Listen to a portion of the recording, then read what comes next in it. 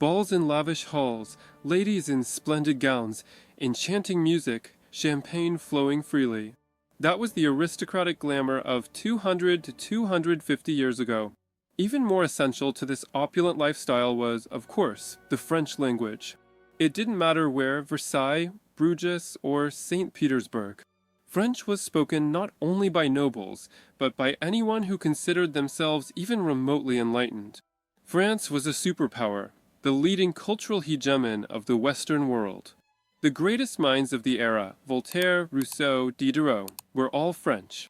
France was so wealthy it could wage war against all of Europe for years, and no one could do anything about it.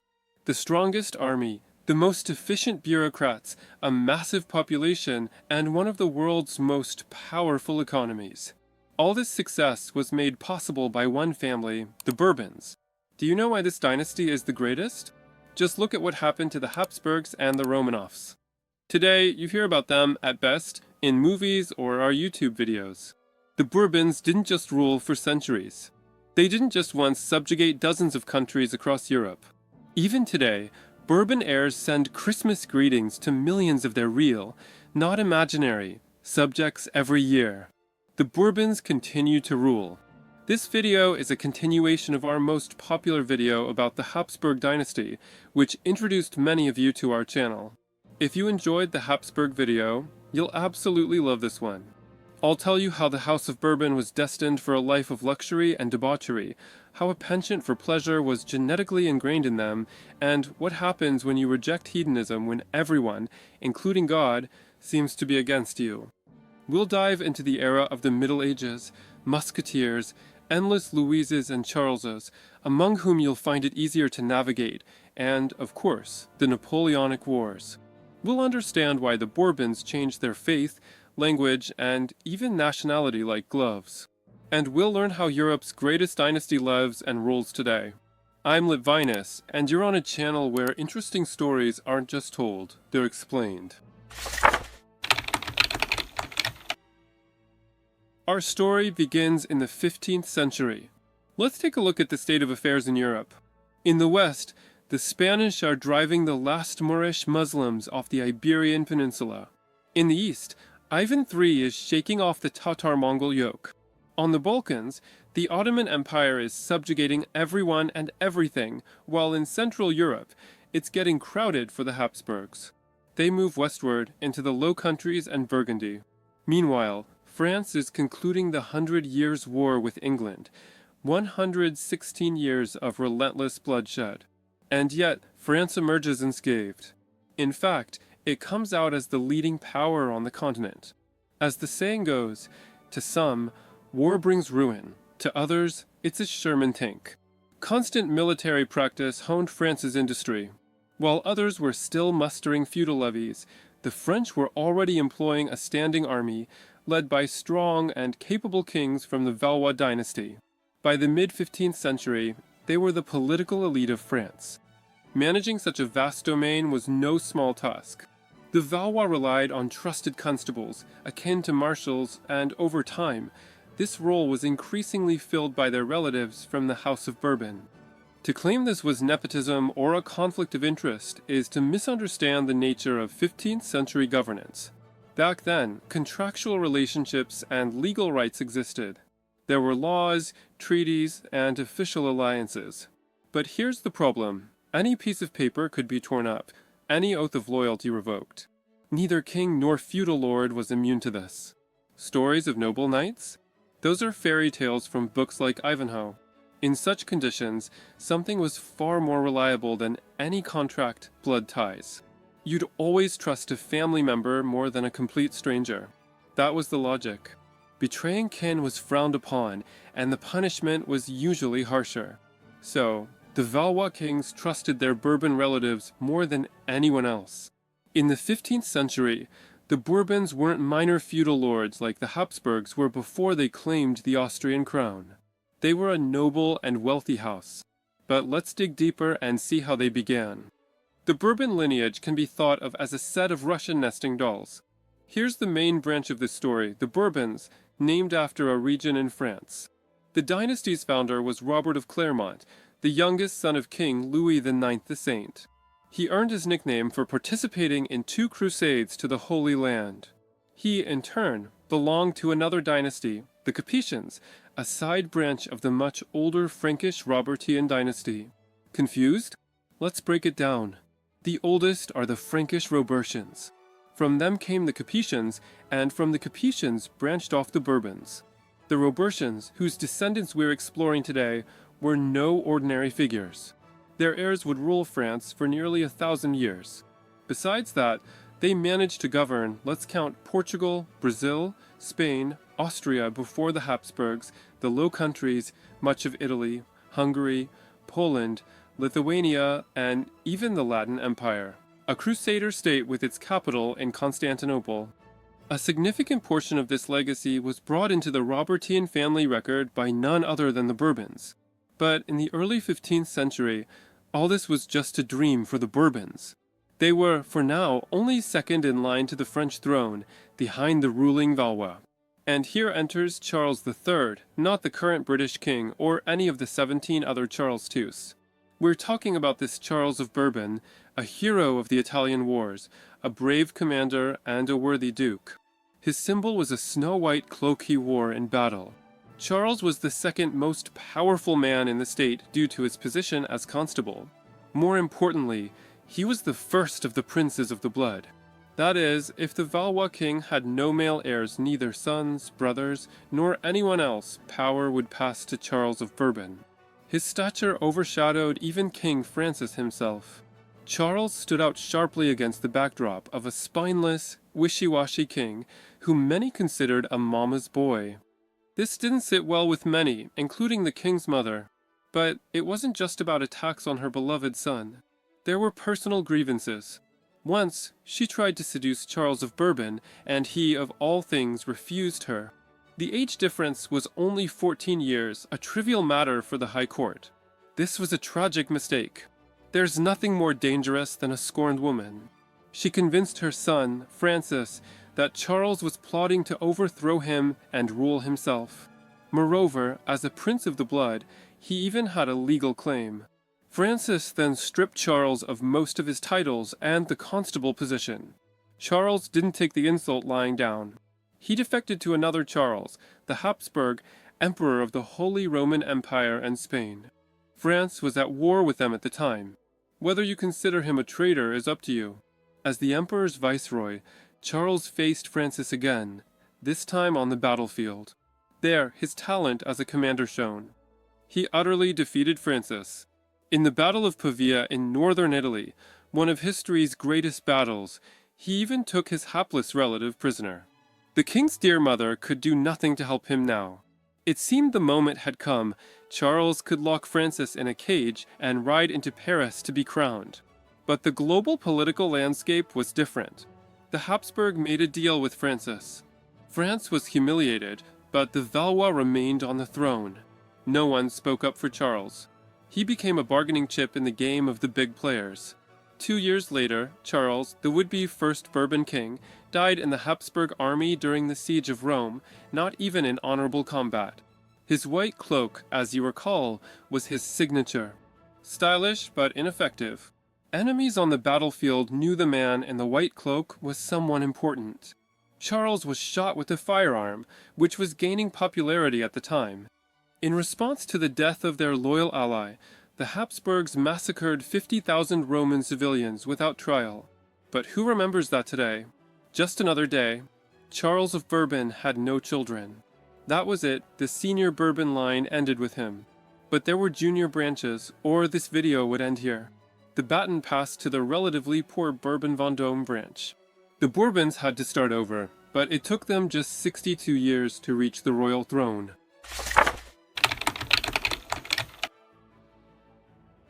It's the second half of the 15th century. Much has changed since Charles's death. Spain, under Habsburg rule, is conquering the New World and dominating Europe.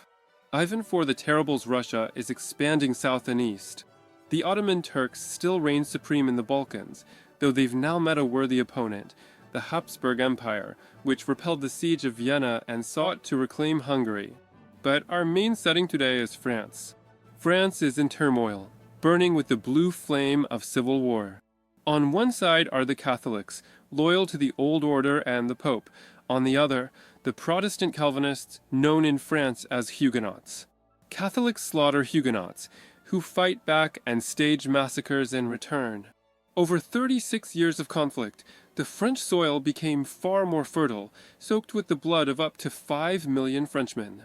But behind this cycle of bloodshed lies not just religion. Noble clans are pulling the strings.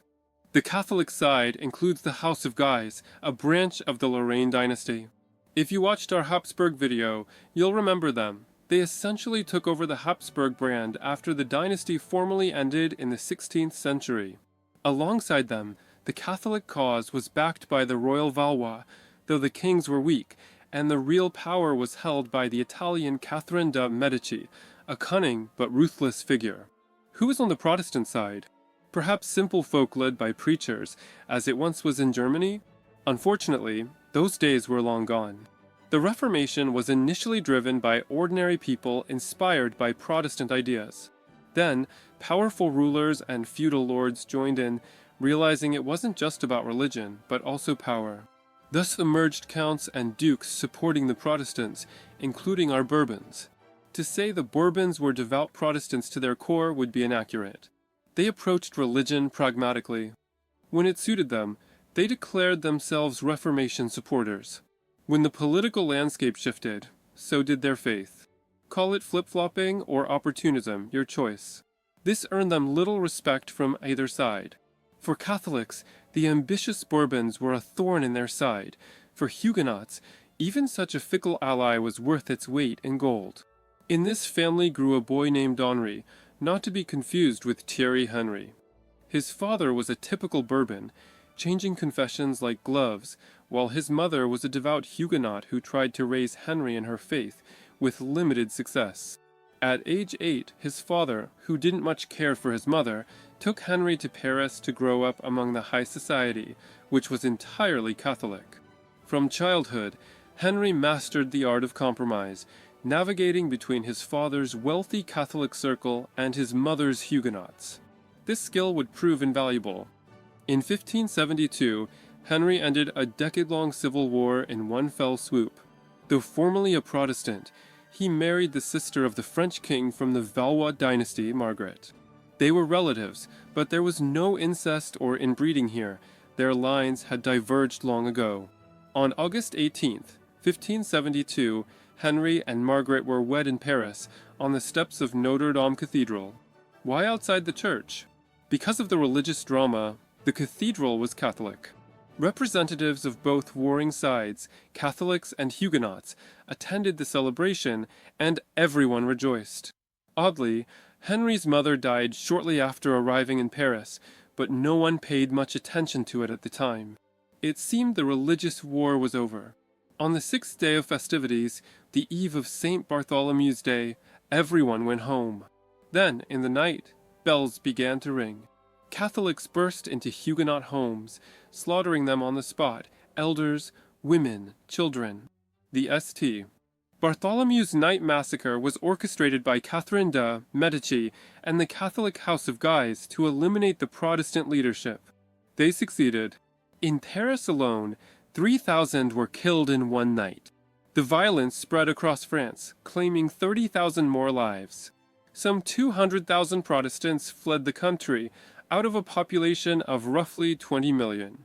Remember the Red Wedding from Game of Thrones? This was that times 10. Even Ivan the Terrible, no fan of Protestants, wrote to Paris condemning the violence. And Henry of Bourbon? He was on the brink of death. While his fate was being decided, he made a move his father would have been proud of. He converted to Catholicism. There could be no formal objections to him now, but it didn't save him from being a prisoner. For the next 4 years, he was held in honorable captivity in the Louvre, then a royal hunting lodge, not the museum housing the Mona Lisa and Venus de Milo. Henry managed to escape during a hunt. The Huguenot cause suddenly regained a leader. Henry promptly returned to Protestantism. Still, his situation was dire. The Huguenots were a minority, about 10% of the population before the massacres, and even fewer afterward. Their leaders were dead, while the Catholics had a unified camp with cunning leadership. The odds were slim, but time worked in the young Bourbons' favor. 8 years later, a rift emerged among the Catholics. The new French king had no children and was too moderate for the Lorraines, who wanted the crown for themselves. Henry proved himself a brilliant strategist. He first allied with the king, then their combined armies defeated the Lorraines. The childless king was conveniently assassinated by Catholic radicals, and power officially passed to Henry I of Navarre. But officially didn't mean everyone accepted it.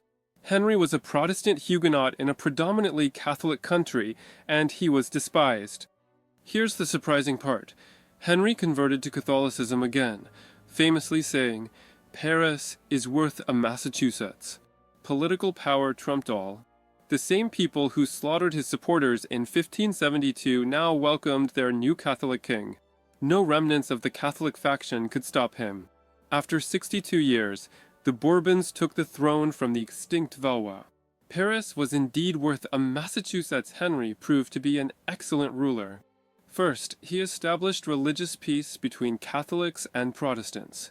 He won over the common people with what we'd now call blatant populism. He publicly promised to care for the people, then cancelled all their debts. Quietly, he later raised taxes, but imagine his approval ratings at the time.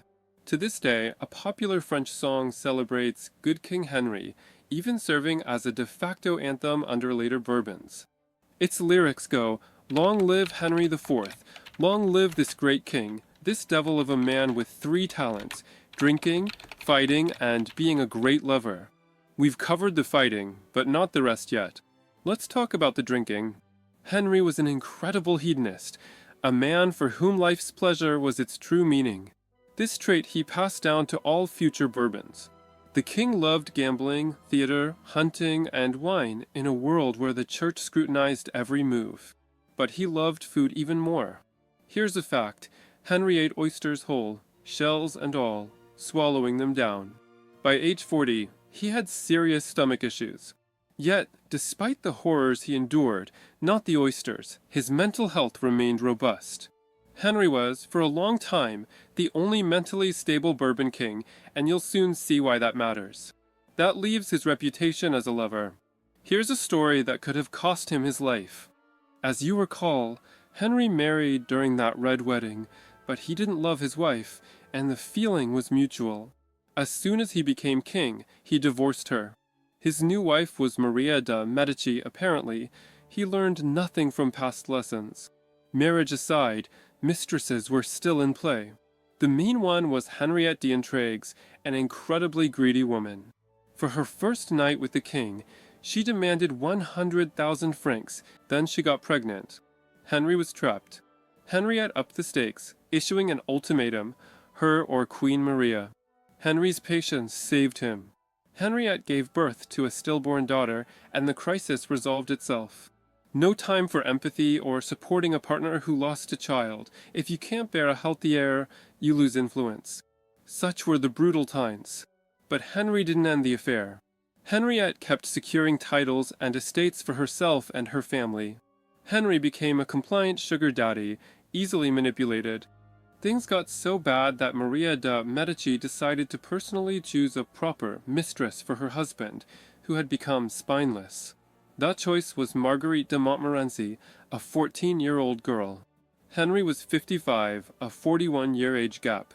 The story went nowhere, but relations between Maria and Henry IV turned into a Cold War. She bore him an heir, but they felt nothing but hatred for each other. It's May 1610. And Henry is riding through Paris in a carriage to inspect new cannons for a war against the Habsburgs. It's hot, so the carriage window is open. Suddenly, a hooded man approaches, jumps onto the carriage, leans through the window, and plunges a dagger into the king's throat. The assassin, a Catholic fanatic named Ravaillac, couldn't forgive Henry's Protestant past. Henry IV, Good King Henry, died on the spot.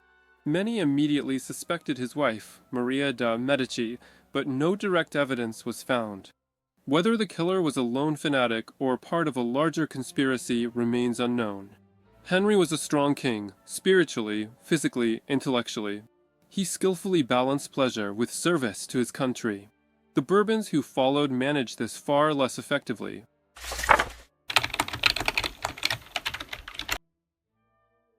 Recall the plot of the Three Musketeers. The King's Guards try to thwart the evil Cardinal Richelieu's plans and protect the Bourbons' interests and honor. King Louis XIII is a secondary figure, shy, not particularly gifted, a small man wielding great power. That's the image Alexander Dumas created. Was Louis really like that? Let's see. Louis, or rather Louis, was born in 1601.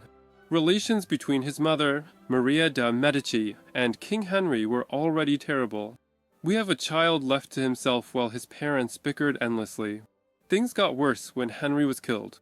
Louis was 8. His only friend was his tutor, Albert de Luynes.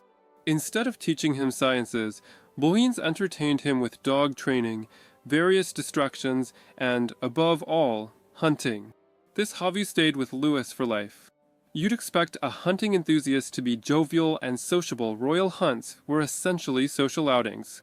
But sociability was not Louis's trait. His health was poor, and he didn't much like people. As a child, when no one was watching, he'd go to the palace garden and chase butterflies, another butterfly enthusiast. Louis caught them to tear off their wings.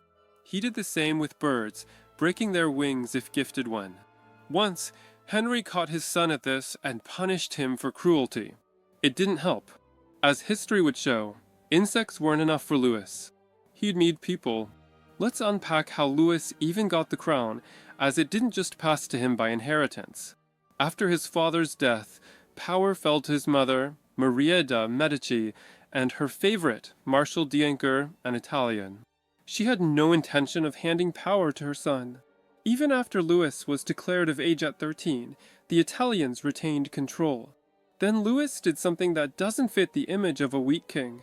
In Dumas's version, Louis orders the musketeer captain to kill d'Ancre.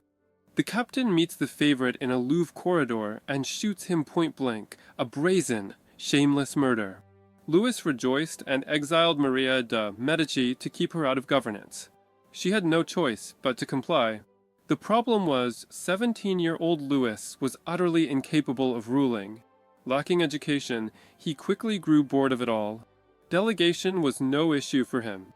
He eagerly handed power to those he respected, first Luynes, who taught him dog training, then the famous Cardinal Richelieu, whom he trusted completely. With Richelieu, Louis terrorized the local nobility. The duo knew what powerful families were capable of seizing power, as the Bourbons once did. The repressive machine was unstoppable. Denunciations, espionage, outright fabrications. Aristocrats were sent to the scaffold by the dozens. And the king? He handed the country to Richelieu and lived for pleasure, hunting, music, ballet, but not women. His father's amorousness didn't pass to him. He had no mistresses, and he barely had time for his wife, Anna of Habsburg. As her name suggests, relations between France and Habsburg-ruled Spain were improving, though not exactly close. They slept not just in different rooms, but in different palaces. That they produced an heir in 1638 was a miracle, and it came just in time. Like his father, Louis suffered from stomach inflammation, which killed him at 41. Louis XIII, ironically nicknamed the Just, was an utterly inept state manager. He wasn't weak or easily swayed. He simply had no interest in governance. His greatest contribution to France was fathering Louis XIV, who forever changed not only France, but the world.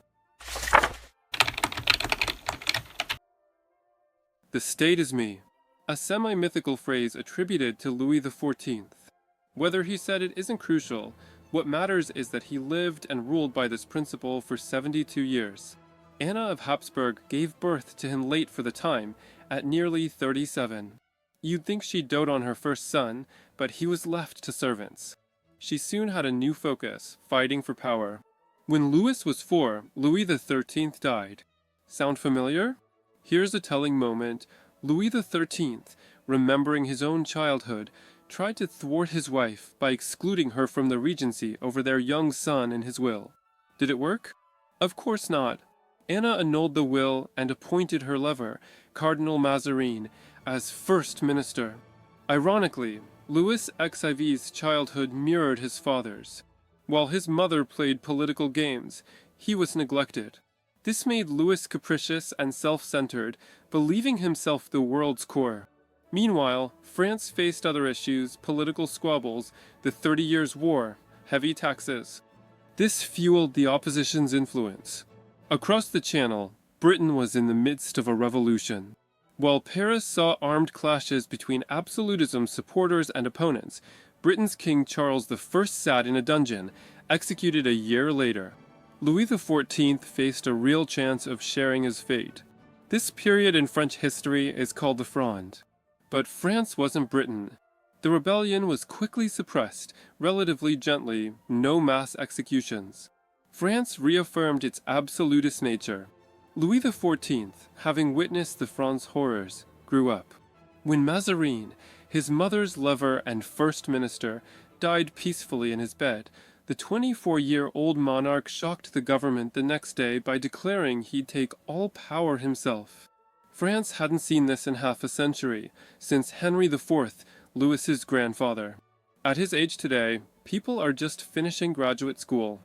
But Louis was convinced God had given him power, making him his earthly representative.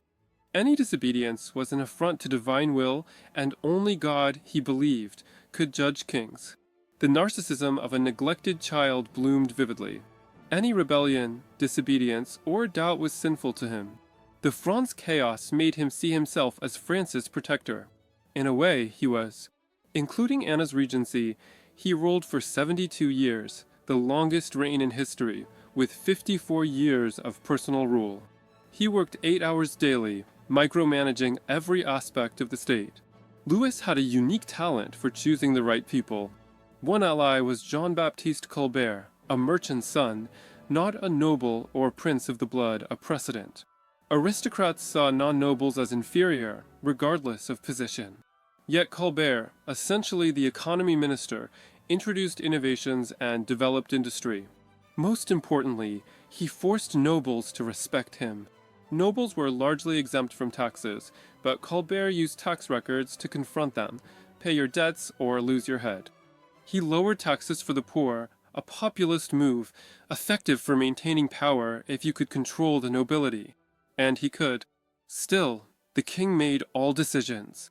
Colbert often had to sell his ideas to Louis, who even tasked him with naming royal bastards.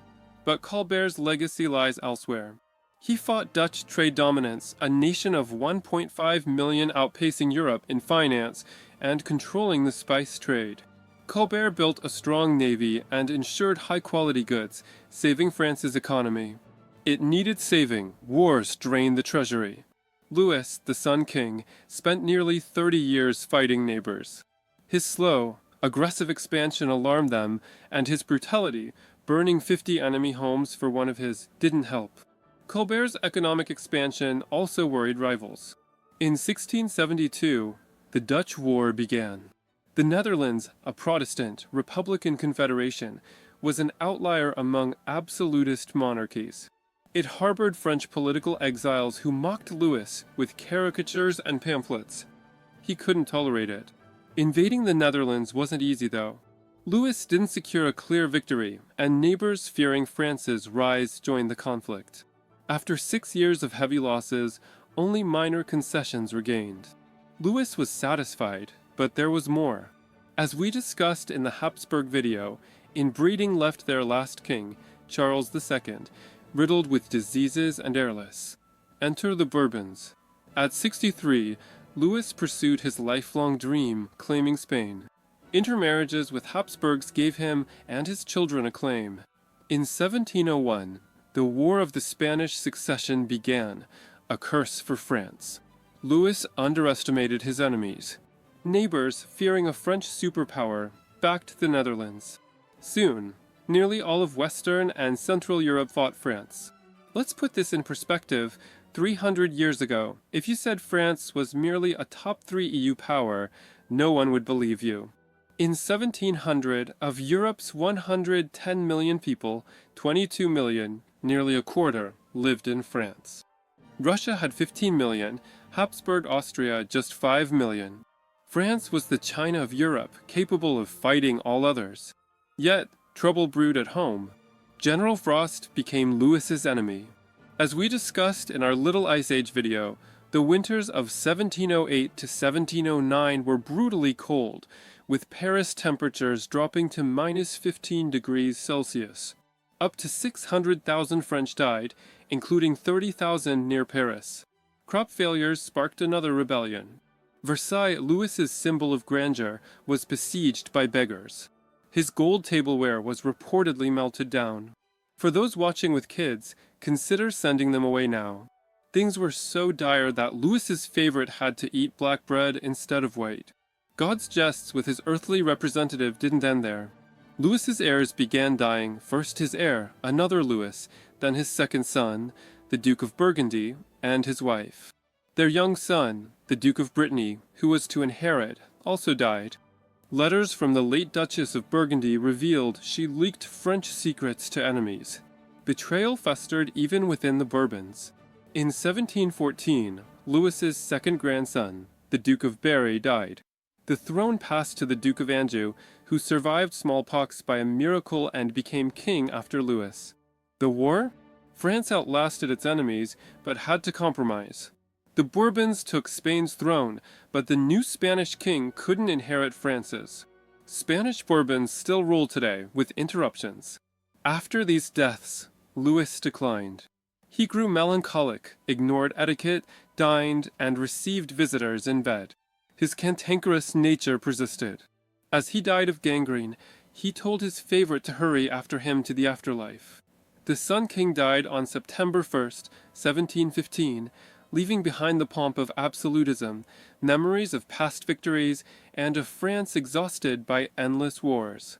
The superpowers' real problems were just beginning.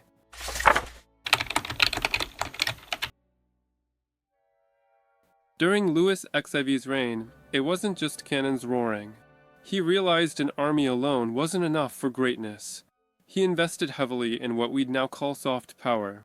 France's golden cultural age peaked in the late 17th century. When the young king took power, he surrounded himself with the era's greatest minds. Though not highly educated himself, he immersed himself in their work.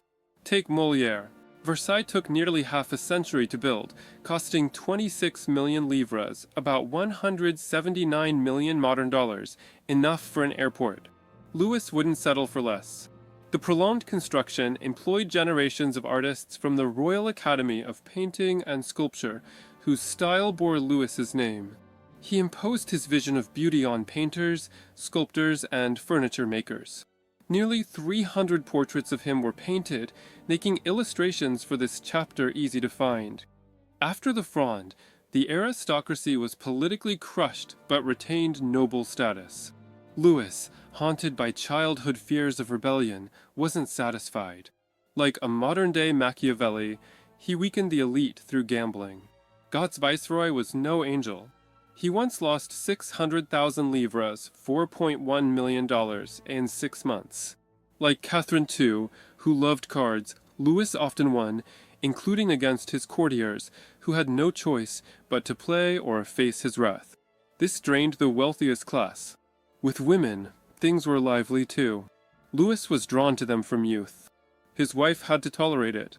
Despite strict Catholic morality, which Louis fiercely defended, mistresses were almost legitimized at court.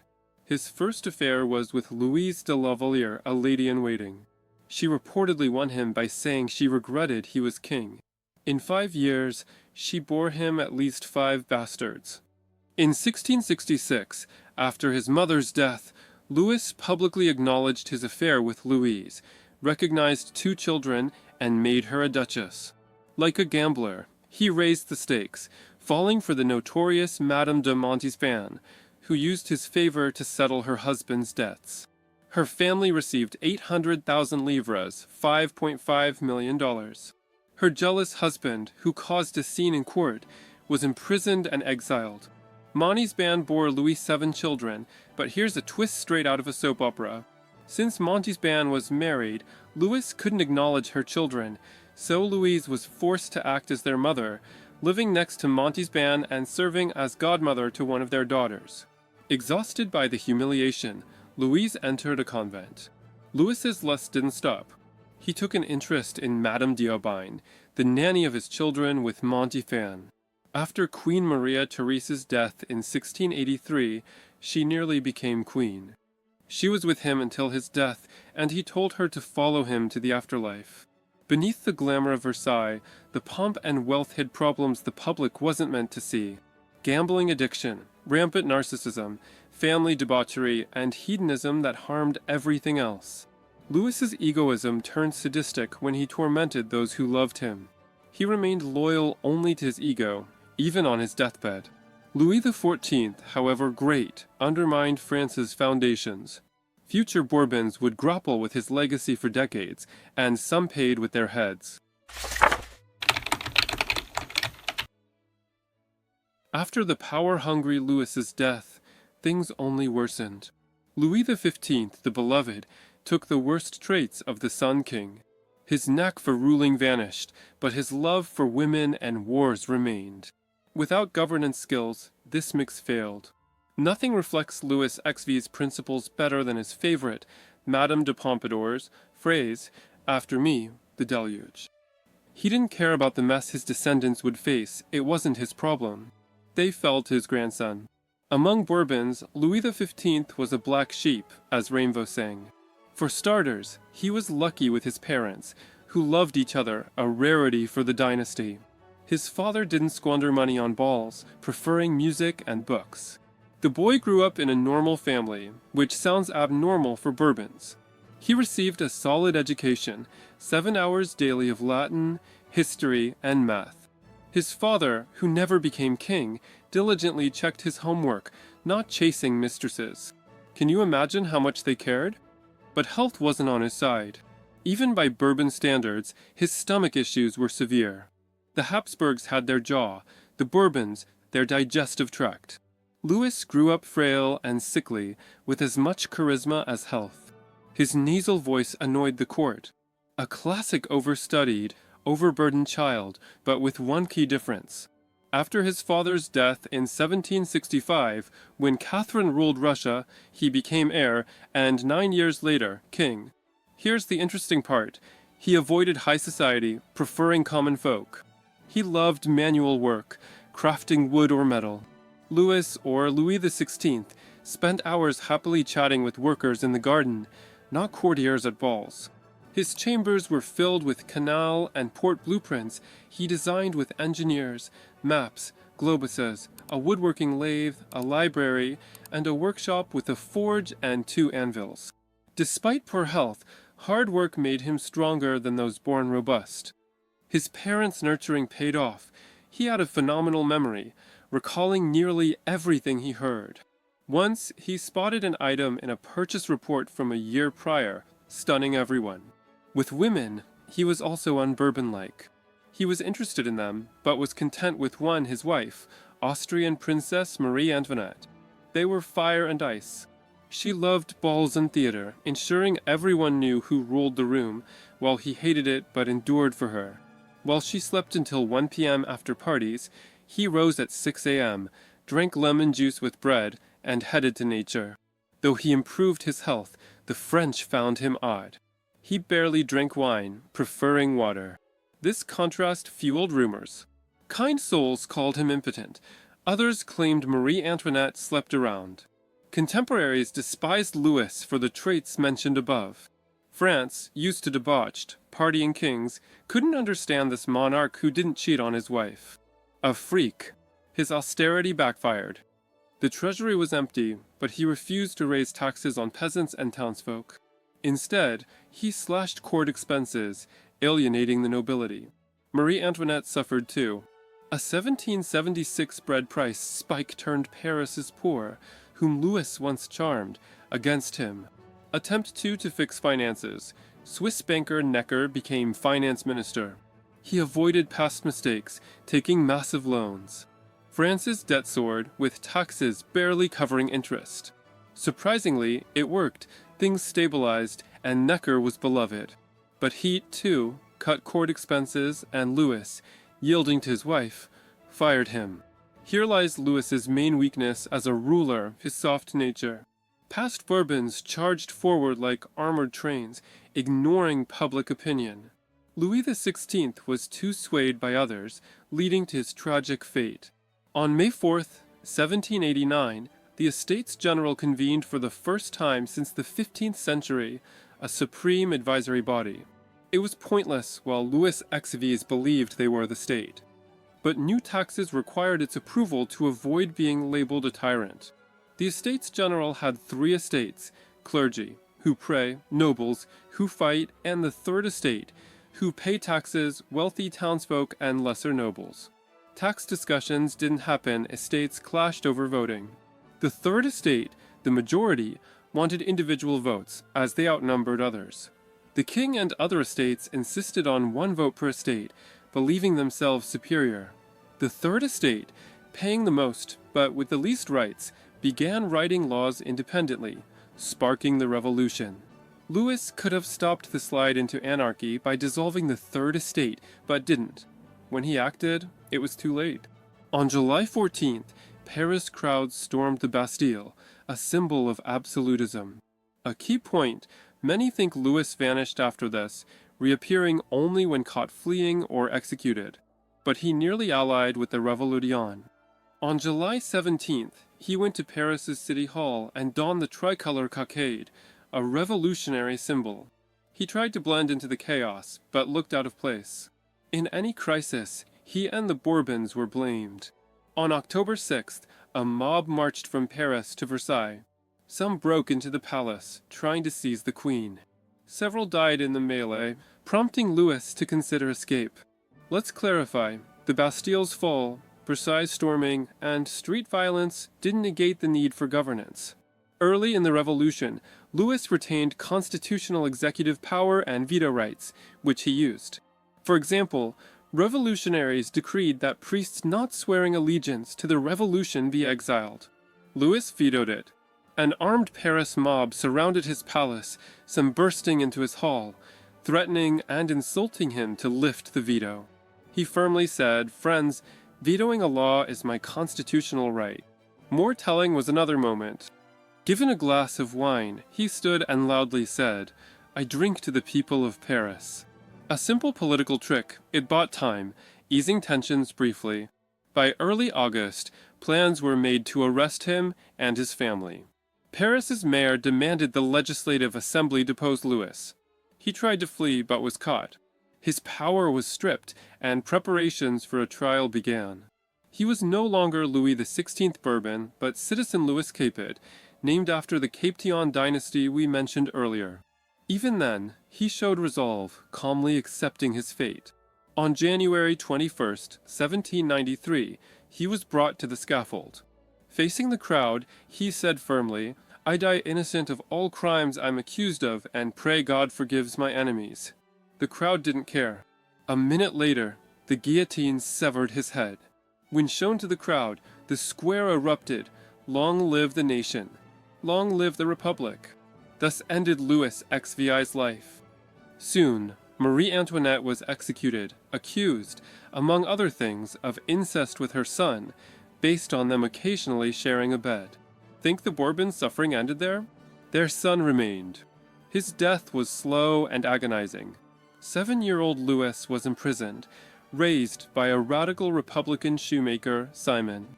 The boy, proclaimed Louis XVII by royalists, was beaten, forced to drink strong alcohol, starved, and made to slander his parents.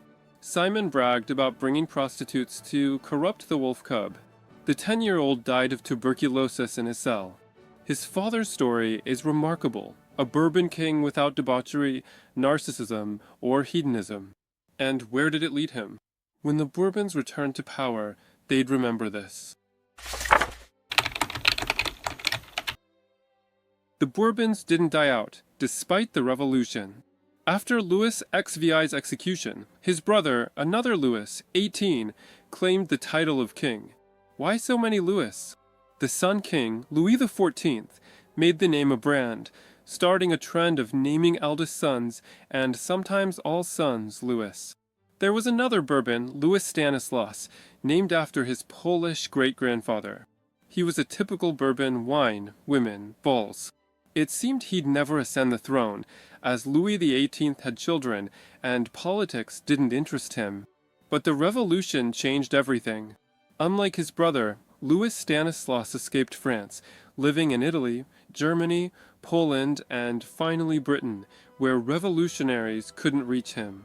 Meanwhile, 25 years passed since the revolution. Power shifted from constitutional monarchists to Girondins, then Jacobin terror, and finally Napoleon Bonaparte, who was overthrown in 1814. This didn't faze Louis XVIII. He didn't crave power, content as a political exile. A quarter century without a throne was easy to get used to. But sometimes, you do what you must, not what you want, like eating watery mashed potatoes instead of chips, attending a pointless 9 a.m. meeting, or taking the throne. In May 1814, Louis XVIII entered Paris to bells and cannon salutes. It looked like a fairy tale happy ending, but it wasn't. At best, 10% of France's population wanted the Bourbons back. Some reminisced about calmer days, but few longed for their return. Republicans and Napoleon supporters remained, making the throne a powder keg. Russia's Alexander I, who defeated Napoleon, understood this. Though he despised the Bourbons, he supported them to appease coalition allies, forcing Louis to promise a constitution. A regime akin to pre-execution times was established, with the monarch as executive head with veto power. Louis, despite losing his homeland, tried to be moderate, even liberal, avoiding repression or terror. Trouble came from another side, former royalist émigrés in power. They refused concessions to the rabble, dreaming of pre-revolutionary palaces and privileges. They reclaimed estates and demanded purges. Foreign Minister Talleyrand said they learned nothing and forgot nothing. When Napoleon landed in southern France in 1815, he was greeted by cheering crowds. Louis fled again, perhaps relieved. But the British and Allies defeated Napoleon at Waterloo, forcing Louis back to Paris. Elections, where only 100,000 of 30 million could vote, saw ultra-royalists win. A white terror began, and Louis watched with a face like a toad's. Suspected Republicans and Bonapartists were jailed. Marshal Ney, a key Napoleonic commander, was shot. Proscription lists targeted Napoleon's fighters and Republicans who voted for Louis XVI's execution. Louis, nearing 70, was a corpse on the throne, his legs failing, barely able to hold his head. He died rotting alive. The new king, Charles X, was odd. He lacked his predecessor's moderation, Louis XVI's humanity, or Louis XIV's brains, but had boundless faith in his divine right. At 66, before his coronation, he revived a medieval belief that kings could heal by touch, gathering Paris's scrofula patients to cure them. In the 19th century, people saw him as a fool. But that was minor. He dug his own grave with laws like the Billion Decree, compensating émigrés for revolution losses at the treasury's expense. He persecuted atheists and heretics, with blasphemy punishable by death, in 19th century France. Even Nicholas I, a fan of liberal freedoms, hinted Charles was overreaching. But Charles, lost in his own world, listened to no one. When Parliament issued a no-confidence vote, he dissolved it and called new elections. When moderates won again, he dissolved it once more and imposed harsh censorship. Paris erupted in riots and barricades. Everyone was against him, and he had only himself to blame. His belief in infallibility killed self-criticism. The July Revolution ousted Charles and his grandson, Henry. The Bourbons lost power from Henry to Henry. Saying the Bourbon story ended there would be wrong. Even today, they're very much alive.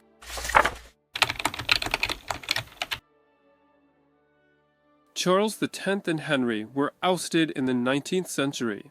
What to do? A brilliant idea: pass power to another Bourbon branch, the Orleans. Just as the Bourbons once took power from a Cape d'An branch, another Cape d'An branch took it from them. Formally, the broader Bourbon house ruled France for another 18 years, until 1848, when monarchy never returned. The French are a lively bunch. What's happening today? In France, three lines still vie to be considered monarchs, as if 200 years of wars, inventions, and presidents never happened. As in the 19th century, Bonapartists, Legitimists, senior Bourbons, and Orleanists compete. They have no real shot at power, but who cares? Meet Louis Alphonse de Bourbon, the senior male descendant of Louis XIV, heir to the French throne, though it's a lost cause. He belongs to the Spanish Bourbons, who, over 300 years, split into many branches and even fought among themselves. That's a story for another video. When we talk about Bourbons today, we look not to France, but to Spain, where they retain some formal influence. France is a republic, Spain, a parliamentary monarchy. Louis Alphonse, who considers himself Louis XX, is as tied to the Bourbons as to dictator Francisco Franco. Franco did more for the Bourbons in the 20th century than anyone. After winning Spain's civil war, he needed legitimacy and a successor. He chose Juan Carlos I, a Bourbon, who took the throne in 1975 after Franco's death. But Juan Carlos soon tainted himself with oil-related corruption scandals. No one knows how much he earned, but his Swiss offshore accounts held $65 million. In 2014, he abdicated for his son and fled into self-exile. Today, the Spanish Bourbon house fights corruption scandals. They disclosed their assets, officially, just 2.6 million euros. They renounced Juan Carlos's inheritance and removed him from the payroll. Yes, Spanish kings still receive salaries. King Felipe VI gets 270,000 euros annually, Queen Letizia 148,000, and Queen Mother Sophia, Juan Carlos's ex-wife, 121,000. But Spain's Bourbons aren't the only ones. The ruling House of Luxembourg's Grand Duchy also descends from the Bourbons, wealthier than their Spanish kin despite the latter's scandals. They earn a $325,000 salary, plus millions for maintenance and repairs, nearly 20 million euros last year.